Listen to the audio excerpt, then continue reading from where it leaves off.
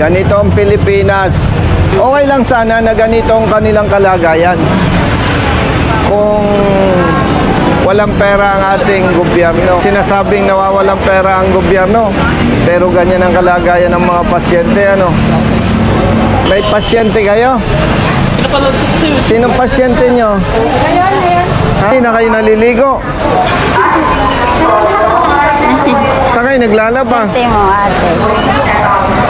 Saan kayo kumakain? Minsan, saan kayo lumago? Minsan meron, minsan wala. May tumulong Paano yung sa- bata?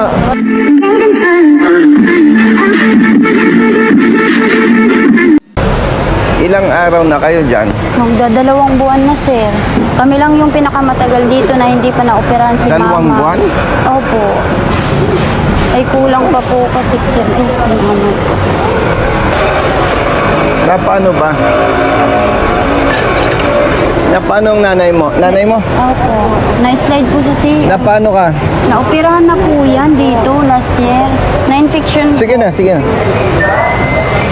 Tapos, Ay, kailangan operahan ulit. Tatanggalin yung bakal. Tapos yung may bakal, tatanggalin. dito po dalawa. Ibig sabihin, ilang buwan na kayong nakaganyan? Magdadalawa. 2 months? Magdadalawa na po dito. Kahiga.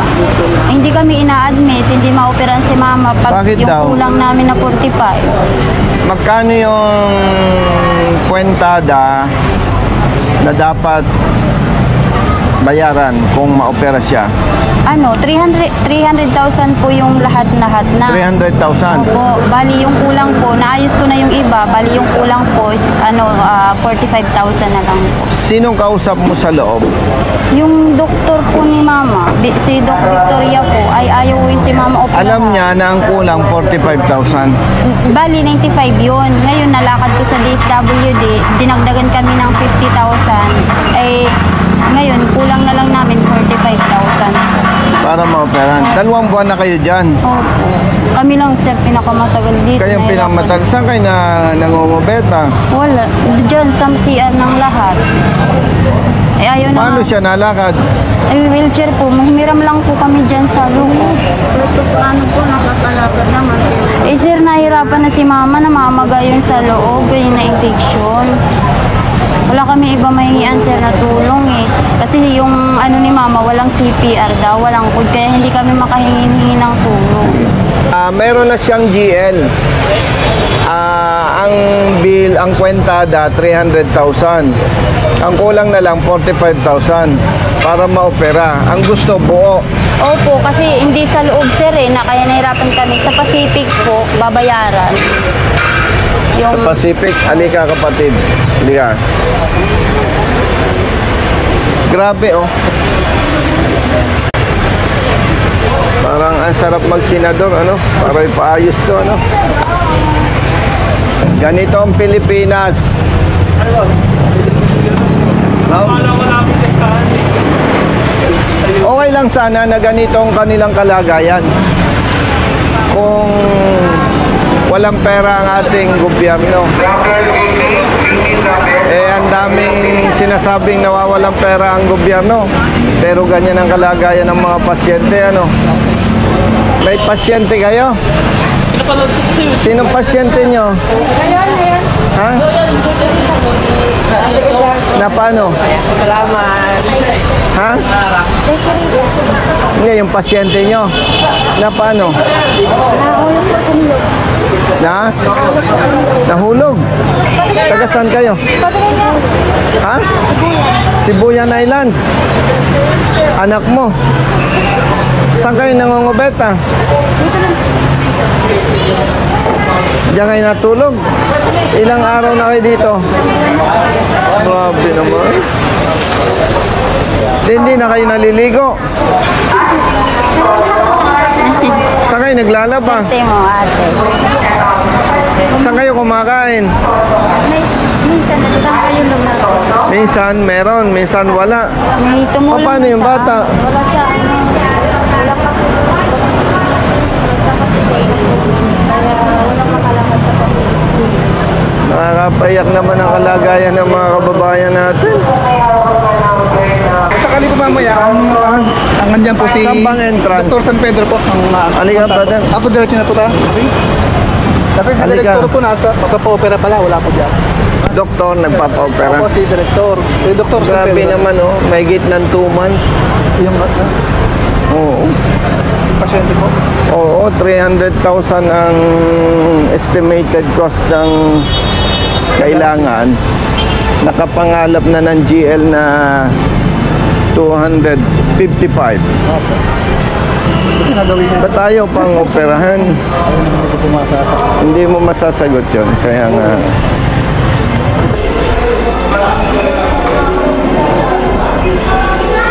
Bro, sino ang doktor? Si Dr. San Pedro po. Wala po kasi sa kaya dito na. Chief Medical. Ay, okay. Kausap mo na siya. Ang abala po. Sa afternoon, Doc. Dok, yung pasyente niya, mother mo, Opo. 2 months nang nakahiga doon sa waiting area. Kasi ang estimated amount, Dok, nung director, no? Ay, hindi po. Okay. Dok, yung estimated cost ng operation and everything, 300,000. Ano pa bang operahan sa kanya? 2 hita po. Opo. May bakal na po last year. May dito bakal po. na. Dito po kami last year. Na-infection may po. bakal na Opo. Na-infection. Ngayon, Dok, nakapag-produce na sila ng GL, guarantee letter na 300,000 yon, ang kulang na lang 45. Meron naman po kami mait na hindi ba kayo nagpunta sa social service? Hindi po, hindi po, kasi bawal daw kasi walang CPR. Yung parang mahigpit yung kay mama. Kasi, kaya nahirapan Ano yung po CPR? Yung code po, walang FDA, sir. po. Ano yung FDA? Hindi po siya. Food and drug na ano.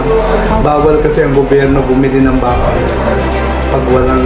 So, ano ang plano natin sa kanya? Po, Kasi, kakasya. sino po bang attending niya? Sa Pacific po. Hindi, sino yung doktor niya? Si Doc Victoria po.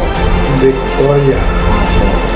Sa AO po. Ang pinagpaalala, Dok, ng family, kaya pinuntahan ko, considering na may feedback na nagkaroon ng infection, Parang nagkalat na baka mabulok, maputol. Sino po nag-opera sa inyo dito rin? Opo, si Doc Corpus po yun, last year. Last year. Parehong nagka-infection. Oh, isa lang po. Bali, papagalingin daw muna, aanuhin muna ng gamot. Opo. Sabi, matatagalan po kami dito. So naka-admit siya ngayon? Hindi po. 2 months kasi na, wala nandun sa kami waiting pambayad. area. Bakit hindi kayo in-admit kung anong gamot ang Nagmakaawa binigay? na po kami. Wala po binigay. Kaya namamaga po na malalo na po. Investigahan ko sir muna. Hindi ako familiar with the case. Yes. I will talk to yung mga attending. Pero unsolicited advice, Doc, nandun yung pasyente na Dapat nagsasuffer, hindi ganun. Oo. dapat man lang sana, alam nyo, Usually kasi mga ganyan sir, talagang wala naman kami tinatanggi ang pasyente dito. Dapat it's poor judgment for yung mga attending. actually, Doc, dapat hindi na ako nagpipag-usap sa iyo. Exactly. Di ba? Oo. Pero hindi naman po sa dami ng pasyente dito, hindi naman namin napapantayan ng lahat. Yes. Pero I'll get to the bottom of it. Hindi mali talaga yung and Dami ko. hindi Naiyak dapat ako yun po. talaga ang Siguro sana, Doc, if I may suggest, while conducting investigation, at least, kumbaga, hindi man ako doktor, pero ma-check naman natin, kumbaga sa priority, considering na may infection na, at nandun lang nakahiga sa papag, doon sa kahoy. Saan kayo? Tacloban po kami. Pero saan Taga kayo- Tacloban, Leyte kayo. Opo. Saan kayo naka-stay ngayon? Diyan lang po kami. Simula Doon lang, dumating. sa may Nagbas lang kahoy. po kami galing sa Tacloban. Nagbas lang po kami galing Tacloban. Tapos, Tapos dito na po kami nagtira sa upuan. Doon sa upuan, hindi nyo alam, Doc. Baka gusto mo tingnan natin. oh, Kung pwede lang, para masaksihan mo yung Nahirapan po kami sa kalagayan. pagkain. Gusto namin magpa-admit. Ayaw naman ng doktor kasi kulang pa daw. Para masali kami sa pagkain doon sa loob. Actually, sobrang busy ako. Sobrang busy ako, Doc. Kaya lang, alam naman natin ang sitwasyon. Peter, sana kami boss eh. Ang kinakatakot ko lang dyan, Doc, Baka masobra yung infection niya. Putulan. Yes, boss. Baka maputulan ng paa. Ito yung pasyente, Dok. 2 months na. Dito. Dito lang kayo. Yan, ganun. Ano ang sabi ng doktor? Ano ang sabi ng doktor sa inyo?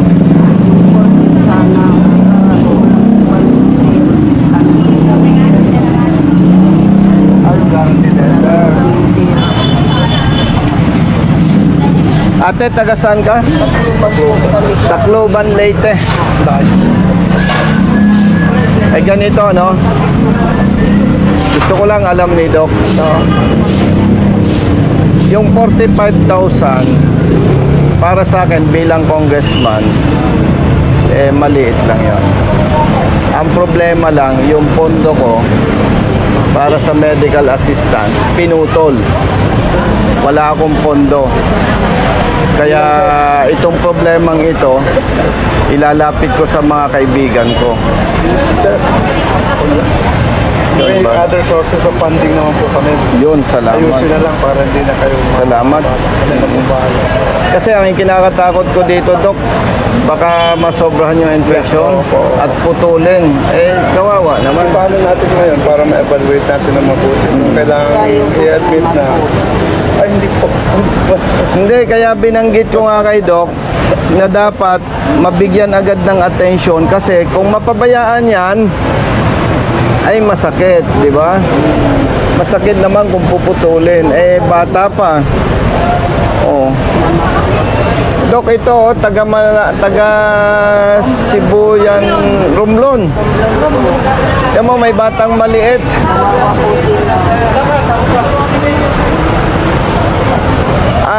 Brother Jerwin, hindi naman tayo namumulitika, no? Pag naupo tayo sa Senado, pa-priority ko ito. Kawawa, Dok, oh. Namin talaga. No? Taga Romblon. May batang maliit. Sino po yung pasyente? Ito, yung may pasyente nasa loob na. Ang masakit lang na parang hindi natin makita. May pera ang gobyerno pero hindi kita sinisisi. Wala kasi si Doc kasi wala naman sa posisyon para sumbatan ko. No, ang kinakalungkot ko, Doc, may pera naman ang gobyerno. Pero ang dinadanas ng ating mga kababayan, kumbaga pag titingnan mo ang kabuuan pera ng gobyerno, barya lang itong problemang to. Nababanggit ko lang sa'yo, no? At nakikita ko naman yung mata mo, no? Parang halos maiyak ka na eh. Nakikita, actually meron na kaming proposal. Kasi may lugar kami dyan. Gusto namin pa-renovate para parang temporary shelter ng mga pasyente. Medyo kulang sa pondo kaya hindi pa namin. Yung salitang kulang sa pondo, ayaw kong madinig yan. Hindi, naintindihan kita. No. Yung nakakausap mong iba, dahilan, kulang sa pondo. Pero pag tiningnan mo pondo ng gobyerno, malulula ka. Bilyones. Hindi na napupunta sa dapat mapunta. Yes, problema corruption. Pasensya, ako kasi diretso akong magsalita eh. At yun nga, no, yung kapatid, yung kulang, si Doc na tutulong. Pero kung hindi pinutol ang pondo ko para sa medical assistance, hindi na ako pupunta dito. Papadala ko na lang sa'yo. Wala, pinutol yung pondo ko eh. Kaya mabuti, may mabuting loob. Di wala na akong problema sa inyo. Si Doc nang bahala. Dr. San Pedro po. Dr. San Pedro. Ganito ha. Ipanatag mo na ang kalooban mo, pati ikaw ha. Si Doc San Pedro na yung kausap natin. At ang hinihiling natin, habang pinaimbestigahan niya yung sitwasyon ninyo, yung kalagayan ninyo, nire-request natin na as soon as possible, pinakamabilis na panahon, mailipat na kayo doon. Pero Dapat 14, wala kaming pambayad. Ngayon, schedule ulit. napausad ng napausad. Sige lang. pwede naman kayo pasok kahit hindi kayo maoperahan agad hanggang mahanap yung schedule. At ang maganda, Hindi, wala na kayo dito. Nasa hospital na kayo. at ang maganda, kung nasa loob kayo, baka may kailangang medication, makakabuti. No. Hindi, wag mo nang kalimutan mo na yung kausap mong doktor. Ha? Ako na po. Kalimutan mo na yon. Ang kausap mo si Doc San Pedro na. Kasi pag laging sasabi mo ayaw ni doktor, magagalit ako sa'yo kasi nandito na si Doc San Pedro eh. Lahat ng kausap mo, kalimutan mo na. Ang kausap mo na si Doc San Pedro. Ayos. Wala ka nang babanggiting ayaw ni Doc, nabago. Wala nang ganon. Malinaw sa'yo. Malinaw sa'yo, ha? Ha? Pasalamat sa Diyos. Ha? At pasalamat kay Doc San Pedro. Yung sa inyo, hindi natin pwedeng ipabalik at lahat kay Doc. Ang mahalaga, yung pasyente ninyo nasa loob. Yung kalagayan ninyo, walang kakayahan si Doc na ayusin yung kalagayan ninyo. May limitasyon din siya. Kaya nga sabi ko kay Brother Jerwin, kung loobin ng Diyos, suporta ng taong bayan, maluklok ka sa Senado, ipapriority natin to. Ha? Tis lang. Ha? Yung bata, oh, nakakaawa. Pa-picture kami. O sige, sama natin si Doc. Pero kayo, San Miguel, Leyte. O, lilinawin ko ha. Yung mga nakaraan, kung sino mang kausap mo, kalimutan mo na. Tapos na yon. Basta ang kausap mo, si Doc San Pedro. Okay? May number naman ako sa'yo. Kumustahan na lang. Panatag mo ng kalooban mo. Swerte mo na tiyempo natin si Doc San Pedro. Okay? Ha? Sige. May hanap buhay ka ba bago ka nadala dito? Sa bahay lang. Ay, oh, ikaw. Nag-aalaga.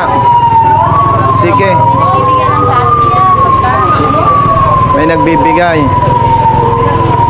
Pag nagbigay ako, baka makasuhan pa ako ng Comelec. Ano? Nakakatakot ang Comelec eh. Ang Comelec, makapangyarihan eh. No, baka malasin. Pasensya na ha. Okay lang. Ganito, pagka may advice na si Doc, pwede na kayong umuwi ng Tacloban, Leyte, San Miguel, Leyte. Ha? Dito na po. Hindi, huwag niyong problemahin yung follow-up.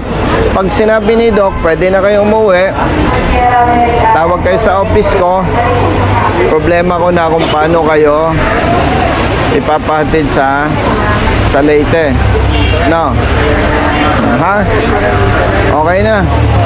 Balitaan nyo ko. At ipapatid ko kayo sa Leyte. Gusto mo sa barko, sa aeroplano? O, sige. Aeroplano. Sige. Tapos na yung mga kapalpakan, ha? Si Doc San Pedro ng Bala. Okay. Doc, salamat. Chat mo lang ako. Yes. Message. Hindi sana ko ng tulong para sa father ko po kasi kailangan din po operation niya ngayon. Operation. Po, para din sa ano niya. Pinauwi Magkano? ko muna kasi nasa 180,000 po yun. Ganito ha. Kailangan po kasi talagang maoperahan. Magiging matapat ako sa iyo ha. Pinutol sa Kongreso ang aking pondo. Ibibigay ko sa yung number ko. Hihingi tayo ng tulong sa iba. No, wala akong pondo eh. Pinutol ang pondo ko. No? Sige sir. Hindi ko na ikukwento sa iyo kung bakit pinutol ang pondo ko. Secret mo na ngayon to. Secret. O, akin na yung telepono mo. Sige po. Ito sir, kunin ko na lang. Ayun, kay boss na. Sige. Yung akin na. Yung number niyo na. Nasaan ang father mo? Nasa bahay po ngayon. Kasi Taga saan ka? Taga-Taguig pa po. Tagi. Tagig. Opo. Hindi naman nalata sa yung stress ka. Kasi ayaw kong i-ano kay Doc, may problema pa kami o doon. Galing po kasi kami na dito no last week. Pinauwi muna kasi kami. Anong operahan siya? Ito po yung sa ano niya, binti niya. Na paano? Nagkaroon din ng bali yung buto po. Kailangan din po ano ng bakal. Yung sa buto niya. 60 years old na po. Opo. May lusbus pa siya. Kailangan, hindi na operahan kasi nga, apektado yung sa ano niya. Ganon? Opo. Kaya kailangan talagang, Akin na na.